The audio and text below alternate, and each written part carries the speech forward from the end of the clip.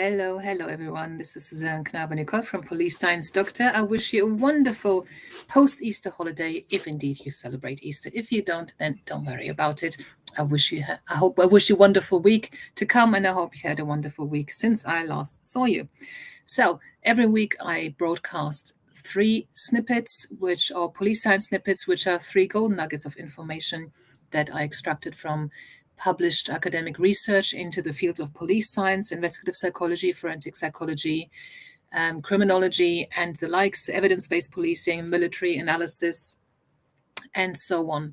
I talk about them here on the podcast, on social media, LinkedIn, Facebook, YouTube, and Twitter or X. Haven't managed to do it on Instagram yet, but the snippets, the physical snippets or the visual snippets that you see as well on these channels, they are on Instagram. So in addition to that, I email them straight into the inbox of everyone who's on the Police Science Doctor email list. And with that, you get the link to the original research article. So you can follow up yourself if there's something that is relevant to your role, perhaps, or that interests you for some other reason. So I'm trying to find bits that you can put into action straight away that are somehow practical and not very abstract, or not about methodology, not about forms and things. So if you do troll through a lot of research, and like I do every week for this purpose specifically, then you'll see there's a lot of things that wouldn't make it onto this broadcast, because it's just not something you can put into action straight away. I hope that these are useful to you. If you are on the email list, it's free to get on it, and you can leave at any time. But the privilege you get is you get access.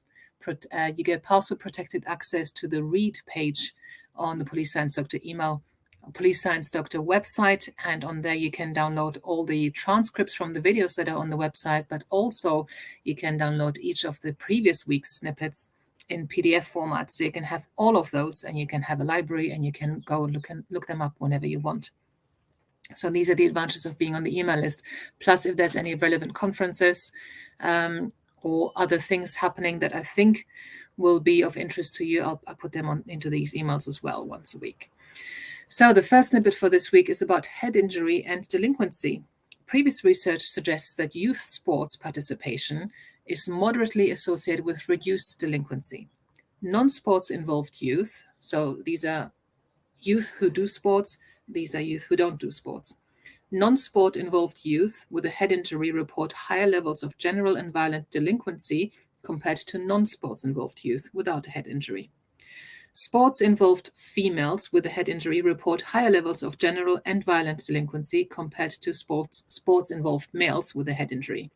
Results suggest that sports participation is not associated with a head injury, but having a head injury is involved with higher risk of delinquency. Quite interesting. The second snippet for today is about alternatives to MACE panels. Multi-agency child exploitation, MACE panels, are monthly meetings here in England concerning children at risk of child exploitation, with mandatory attendance by police, children's social care, health and education. There can also be other health and addiction services involved as well that can attend. Other agencies involved with the child should also attend.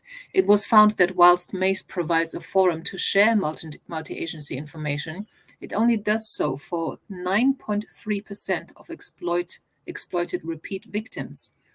However, using conditional probability and harm association, so this is a methodology that they tested in this research, allows 90.7% of missed repeat victims to become visible to professionals. So they're suggesting that actually MACE doesn't seem to benefit much those children who are exploited repeatedly. However, they're suggesting this algorithm, this methodology that they think captures 90.7% of missed repeat victims, makes them visible to the agencies that are attending these multi-agency meetings. So that's something that people involved in this work should definitely look into.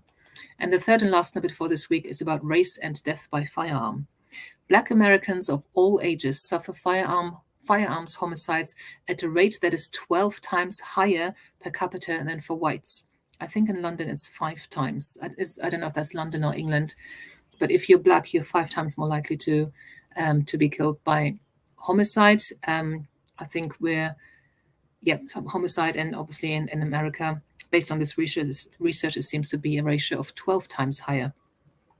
The evidence of this report provides the most direct support for police increasing the precision of their focus on crime prevention efforts that can reduce homicide as the most important racial disparity in criminal victimization, and in the US context, firearm homicide in particular. Fortunately, we don't have much homicide by firearm in general, but especially by firearms in the UK. And I'm hoping that will remain that way. And obviously, there was a very interesting point made by Professor Lawrence Sherman about this quite a while ago at a talk that I watched.